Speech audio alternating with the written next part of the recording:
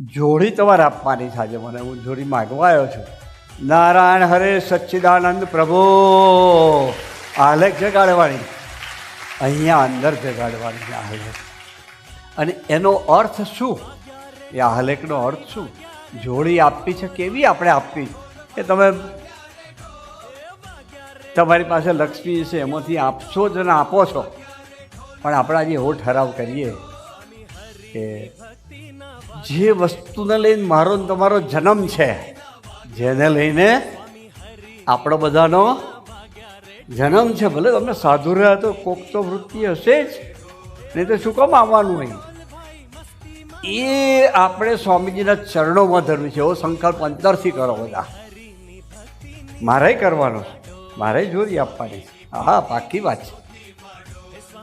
એના સિવાય યત કિંચિત વાલું ન રહે. અમે તો મૂડાયું છે, 60 વર્ષ થઈ ગયા તો એ બહુ અઘરું છે.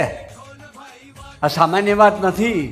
અને છતાંય આ તો અક્ષરધામના કનિષ્ઠ મુક્તની વાત છે. મૂજે જાય એ વાત છે સમજીએ તો. પણ આપણે અંદરથી નક્કી તો કરીએ કે આવા તો થવું જ છે, આને આ જન્મ થવું જ. અને ત્યાં ભગવાનની મૂર્તિનું સુખ મહારાજ ચાલુ કરી આપણને.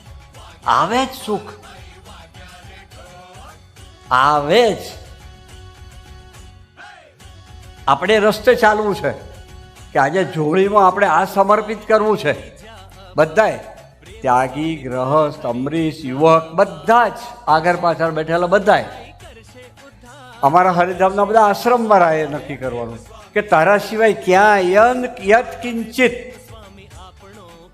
એક આપણા રૂવાડાના કરોડમાં ભાગની પણ પ્રીતિ ક્યાંય ના રહેવી જોઈએ.